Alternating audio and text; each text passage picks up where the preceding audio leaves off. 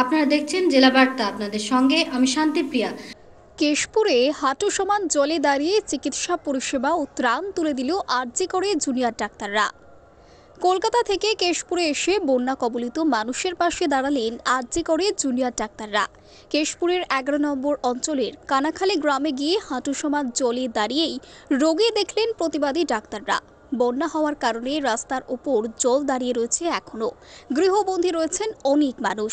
সেই গৃহবন্দী মানুষদের কাছে গিয়ে চিকিৎসা পরিষেবা দিলেন অভয়া ক্লিনিকের সদস্যরা।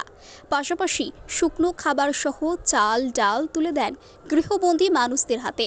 পশ্চিম মেদিনীপুরের কেশপুর ব্লকের কানাখালী গ্রামে আরজিকর থেকে আসা প্রতিবাদী জুনিয়র ডাক্তার বাবুরা বাড়ি বাড়ি গিয়ে বন্যা পরবর্তী বিভিন্ন শারীরিক সমস্যা নিয়ে এলাকাবাসীদের সাথে কথা বলেন। এর পাশাপাশি নানান রকমের সাবধানতা অবলম্বনের সুপরামর্শ দেন। সাথে নিয়ে আসা বিভিন্ন ধরনের প্রয়োজনীয় ওষুধ থেকে খাবার মানুষের মধ্যে বিলিয়ে দেন।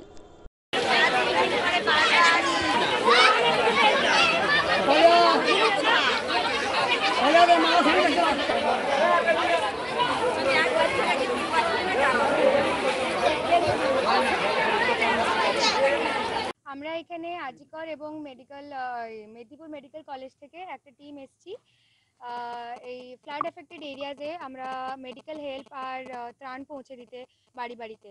আর এখানে বন্যার জন্য যেমন বাড়ি বাড়িতে মানুষজন আটকে পড়েছিল, তো আমরা বাড়ি বাড়ি গিয়ে আমরা চেষ্টা করছি যাতে তাদের কেউ অসুস্থ আছে কিনা, তাদের কোনো সমস্যা হচ্ছে কিনা, বা মানে তাদের কিছু মানে অভাব আছে কিনা, সেই সবগুলো আমরা যাতে বাড়ি বাড়ি গিয়ে পৌঁছে দিতে পারি সেটাই আমরা চেষ্টা করছি আজকে। আমি ডক্টর শাগুফতা, আজিকর মেডিকেল কলেজের first year resident gynae.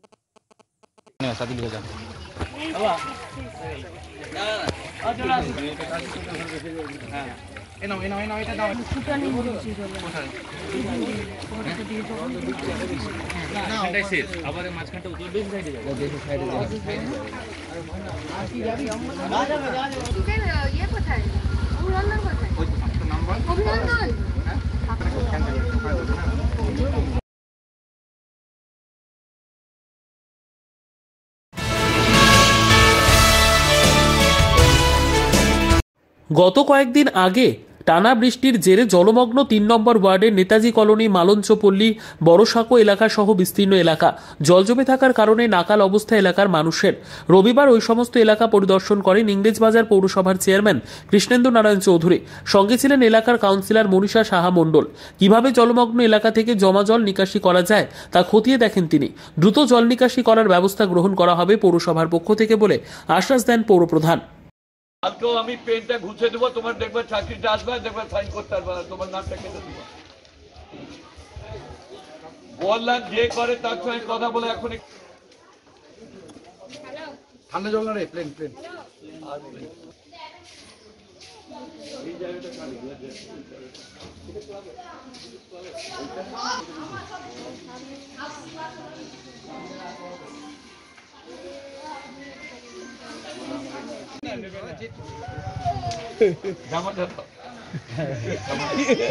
Water logging হচ্ছে, হেভি রেন জন্য আমরা একটা ড্রেন বানাচ্ছি, যে ড্রেনটা ওই ব্রিজের পাশ দিয়ে মানে এনএইচের পাশ দিয়ে দিয়ে চলে যাচ্ছে, গিয়ে একদম ওখানে স্লাইড পয়েন্ট হবে, স্লাইড পয়েন্ট থেকে মহানন্দা নদী চলে যাবে। এটা অলরেডি আমাদের একটা স্যাংশন হয়েছে এবং চলে এসছে, ইরিগেশন এনওসিও দিয়ে দিচ্ছে ড্রেন করার জন্য। কিন্তু দুর্গাপূজা বলে কাটাকাটি করলে অসুবিধা আছে, অপেক্ষা করছে। তাও এই পূজার আগে যদি আমরা পাম্প করে জল বের করতে পারি এটার চেষ্টা করি। এই রাস্তা তো মাপযোগ হয়েছে, মানে কতদিন কাজ শুরু হতে পারে কি মনে হচ্ছে? আগে মেন কাজটা করতে হবে, জলটা বের করি, জল না বের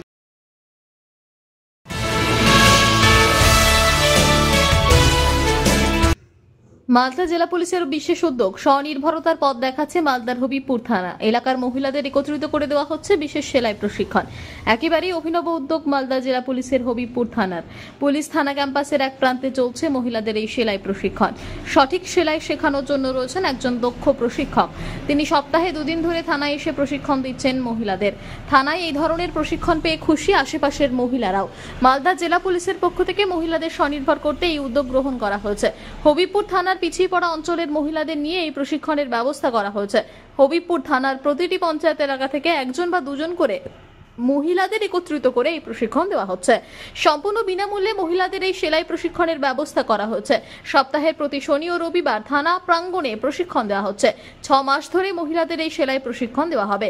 প্রশিক্ষণ শেষে পুলিশের পক্ষ থেকে মহিলাদের একটি করে সেলাই মেশিনও দেওয়া হবে। মহিলারা নিজেরাই বাড়িতে বসে সেলাই করে স্বনির্ভর হতে পারবেন। জেলা পুলিশের পক্ষ থেকে সেলাই প্রশিক্ষণ কেন্দ্রের উদ্বোধন করা হয়েছে।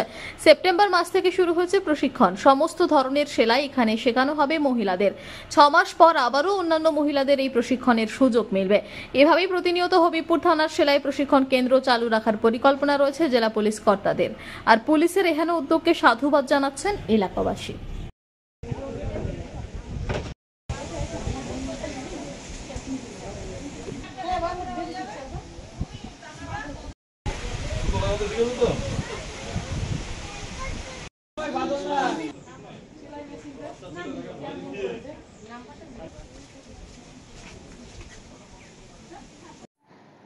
हबीबपुर थानाয় 9 সেপ্টেম্বর 2024 কে একটা সেলাই শেখানোর অভিযান শুরু হয়েছে। এখানে 6 মাস ধরে একটা ট্রেনিং ওয়ার্কশপ অর্গানাইজ করা হবে শুধু মহিলাদের জন্য। কোনো এজ, কোনো লিমিট নেই, কোনো ব্যাকগ্রাউন্ড লিমিট নেই। কিন্তু এখানে আমি শুধু স্টার্টিংয়ে 25 মহিলাদের সিলেক্ট করেছি। সমস্ত অঞ্চলগুলো থেকে 2-3 করে মহিলা করে টোটাল 25 মহিলাটাকে আমি সিলেক্ট করতে পেরেছি। এই ট্রেনিংটা হবিবপুর থানায় কম্পাউন্ডের ভিতরে হবে। আর কম্পাউন্ডে একটা ঘর পুরো ঠিকঠাক করা হয়েছে। ওখানে সেলাই মেশিন আর যা যা লাগে সেলাই শেখানোর জন্য, আপনার খাতা, ফিতা। নিয়ে নিচ্ছে একটি ছোট্ট বিরতি। ফিরে আসছি বিরতির পর। সঙ্গে থাকুন ভয়ের সঙ্গে নির্ভয়ে।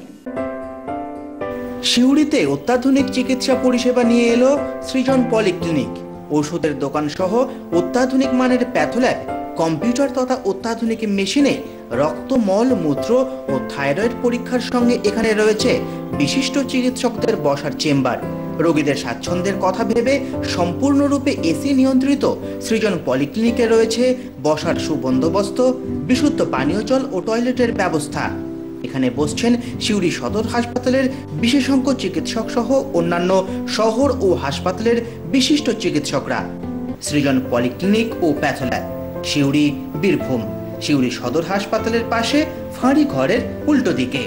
Mobile number 8373071019, 9474437713, 9434326822।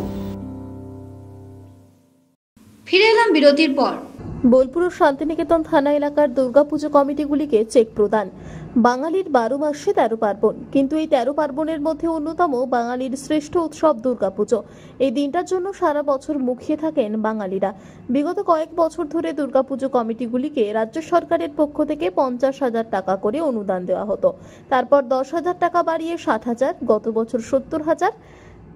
তাই এবছর সরকার প্রতিটি দুর্গাপুজো কমিটিগুলিকে আর্থিক অনুদান দিয়েছে, কিন্তু এবারে 70,000 নয়, এবার অনুদান বাড়িয়ে 85,000 টাকা দেওয়ার ঘোষণা করেন মুখ্যমন্ত্রী মমতা বন্দ্যোপাধ্যায়। তাই এদিন বোলপুর পৌরসভার উৎসর্গ মঞ্চে বোলপুর থানা, শান্তিনিকেতন থানা, নানুর থানা, ইলামবাজার থানা, পারুই থানা এলাকায় 65টি পুজো কমিটিকে 85,000 টাকা করে চেক প্রদান ও টোকেন দেওয়া হয়।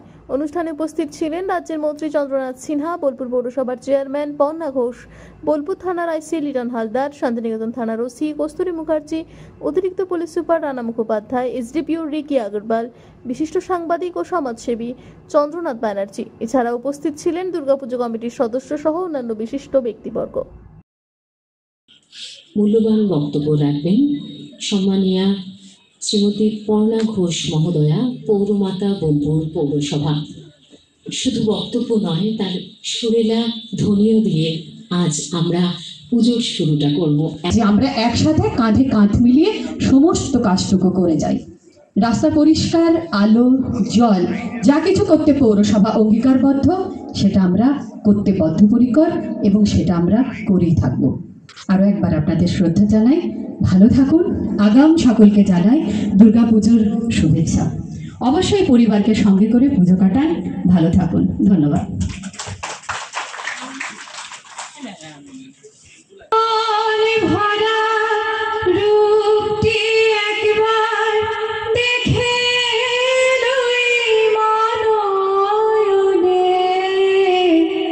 কমল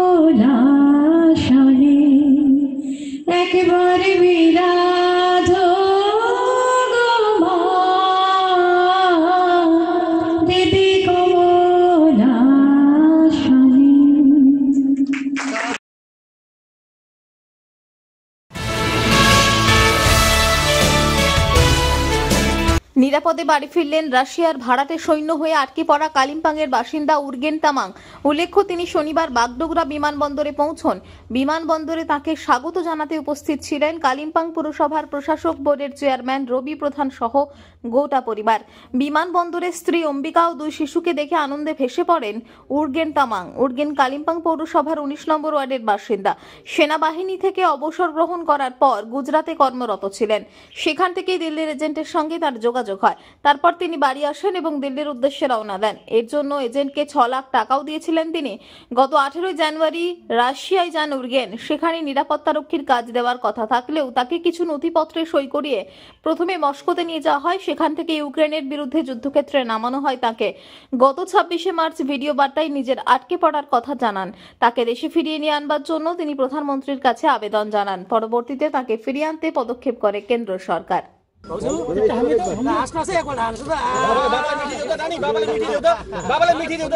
आज उर्गेन जी घर में लौटा है, कैसा लग रहा है? बहुत अच्छा लग रहा है, बहुत खुश हूँ।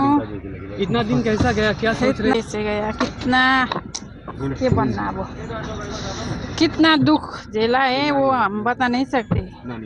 इसलिए भगवान को धन्यवाद कहना चाहती हूँ सबसे पहले तो। उसके बाद हमारे देश के प्रधानमंत्री जी को बहुत बहुत धन्यवाद कहना चाहती हूँ। उसके बाद हमारे सर फंसा हुआ लोगों को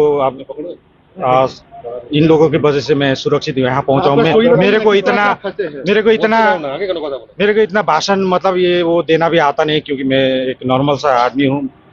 मैं बातें भी करना तो आता नहीं है, मेरे को बहुत मुश्किल है। बस यही कह सकता हूँ कि मेरे को बचाने सुरक्षित लाने के लिए भगवान की कृपा से मैं अभी तक जिंदा रहा, और जिंदा रहते हुए भारत सरकार और एम्बेसी और रवि प्रधान जी और जो भी लोगों ने, मीडिया कर्मी या सभी जो भी लोगों ने मुझे उद्धार करने के लिए सरकार को गुहार किया, उन सभी को धन्यवाद देना चाहता हूँ। यही कह सकता हूँ सर, बस। तो आपको ये इस दिन में लड़ाई था, मतलब आप वहाँ पर पहुँचे, फिर अब मैदान में चला गया युद्ध क्षेत्र में, तो उस दिन के बारे में आप क्या बोलना चाहते हैं? मतलब अगर ऐसा कोई लेके गया था, दूसरा कोई नहीं फंसे तो। কাজী আমিরুল ইসলামের রিপোর্ট। আজকে জেলা বার্তা এই পর্যন্তই। নমস্কার।